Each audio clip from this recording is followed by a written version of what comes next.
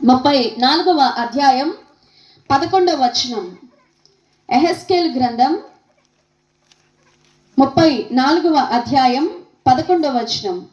ప్రభువైన యెహోవా సెలవిచ్చినదేమనగా, ఇదిగో నేనే నా గొర్రెలను వెతికి వాటిని కనుగొందును.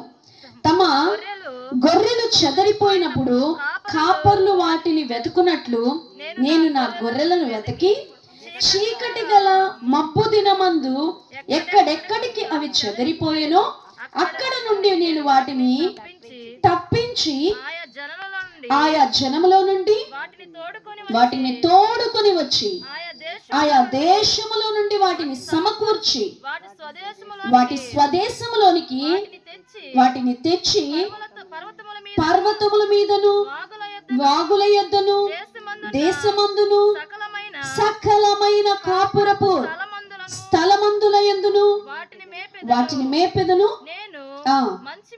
నేను మంచి మేతగల చోట వాటిని మేపెదను.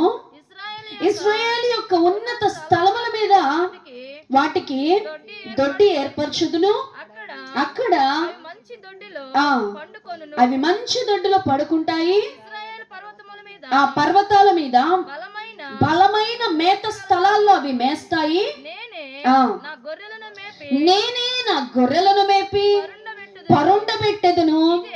ఇదే ప్రభువుకు యెహోవా వాక్. ఇంకా కింద ఉంటది, గాయపడిన వాటిని కడతా, బలహీనమైన వాటిని బలపరుస్తా. చాలా విషయాలు అక్కడ మాట్లాడతాడు. దేవుడు ఎందుకు వచ్చాడు అని అంటే గనక ఒక ప్రవచనం, ఇది ఒక ప్రవచనం అన్నమాట. అయితే ప్రవచనము 3 సమయాల్లో నెరవేరుతుంది. ప్రవచనం 3 సమయాల్లో నెరవేరుతుంది. యేసుక్రీస్తు పుట్టుక యొక్క రహస్యం లేకపోతే అద్భుతం, ఆశ్చర్యం ఏంటంటే, ఏ వ్యక్తి అయినా ఒక వ్యక్తి పుట్టి గొప్పవాడయ్యాక అతని గురించి పుస్తకాలు రాస్తారు, అతని జీవితం గురించి గొప్ప పుస్తకాలు రాస్తారు. కానీ యేసుక్రీస్తు పుట్టక ముందే ఆయన ఎంత గొప్పవాడో, ఎంత శక్తివంతుడో ముందుగానే రాయబడిన పుస్తకమే బైబిల్ గ్రంథం. దేవునికి స్తోత్రము కలుగును గాక. అలాంటి ఒక గొప్ప జననముతో ఆయన ఈ లోకానికి వచ్చాడు.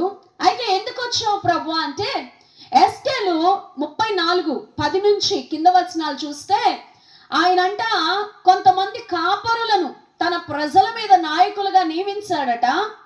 వారు తమ పిల్లలను అనగా ఆ గొర్రెలను మేపే విషయంలో కొన్ని అవకతవకలు చేసినప్పుడు వాళ్ళందరితో 11వ వచనం మనం చదివాం కదా, నేనే కాపరినై, నేనే నా గొర్రెలకు నేనే నిలబడి నేనే మేపెదను. నేనే అంటే ఇక్కడ దేవుడు ఏం చెప్తున్నాడు అని అంటే, ఇప్పటిదాకా ఎవరిని తీసుకొచ్చాను?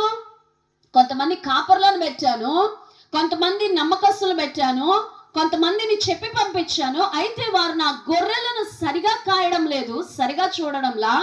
కాబట్టి ఇక నేనేం చేయబోతున్నానంటే, నేనే సమకూర్చి దొడ్డిని ఏర్పరిచి మేతని ఏర్పరిచి బలముగా చేయబోతున్నాను.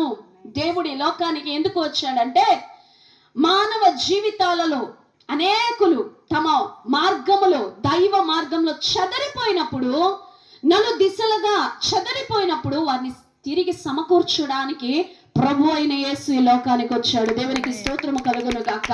ఈ ప్రవచనము జరిగింది, జరుగుతుంది, జరగబోద్ది 3 విధాలుగా అన్నమాట. ఏంటి జరిగింది అంటే, ఇది ఇశ్రాయేల్ పరంగా జరిగింది. ఎలాగా? ఇశ్రాయేలీ ప్రజలు యేసుక్రీస్తుని సిలువ వేసినప్పుడు యూదా జనాంగము, మా మీద మా పిల్లల మీద ఈ రక్తం ఉండును గాక అన్నారు. అన్నప్పుడు దేవుడు ఏం చేశాడు? ఇశ్రాయేల్ దేశంలో ఇశ్రాయేల్ జనాంగం, యూదా జనాంగం లేకుండా చెదరగొట్టబడ్డారు. వాళ్ళ కాపర్ని కొట్టారు. అంటే ప్రభు అయిన యేసు మీద దెబ్బ పడినప్పుడు మొత్తం చెదరిపోయారు. చెదిరిపోయిన తర్వాత మరలా ఈ ప్రవచన ప్రకారము రీసెంట్ గా ఈ 10 ఏళ్లలో ఏం జరిగిందంటే, ఇశ్రాయేల్ దేశంగా ఏర్పడింది. ఇశ్రాయేల్ ప్రజలందరూ అన్ని దేశాల నుంచి సమకూర్చబడ్డారు. మరలా వారు తమ దేవుణ్ణి ఆరాధించడానికి ఆలయం కట్టడం కూడా ప్రారంభించడానికి సిద్ధపడుతున్నారు. అంటే ఈ ప్రవచనం ఆల్రెడీ ఇశ్రాయేల్ దేశంలో ఏం చేస్తుందంటే జరుగుతుంది. ఏం చేస్తుంది? జరుగుతుంది, ఆల్రెడీ ప్రాసెసింగ్. అయితే మన జీవితాల్లో కూడా అనగా అన్య జనాంగముగా మనతో కూడా దేవుడు అంటున్న మాట ఏమిటంటే, ఇది ఈ అంత్య కాదు, అందరితో మాట్లాడుతున్నాడు. అన్ని దేశంలో, అన్ని భాషల్లో, అన్ని జాతుల్లో, అన్ని ప్రజలలో నుంచి నా గొర్రెలను నేనేం చేయబోతున్నానంటే సమకూర్చుకోబోతున్నాను.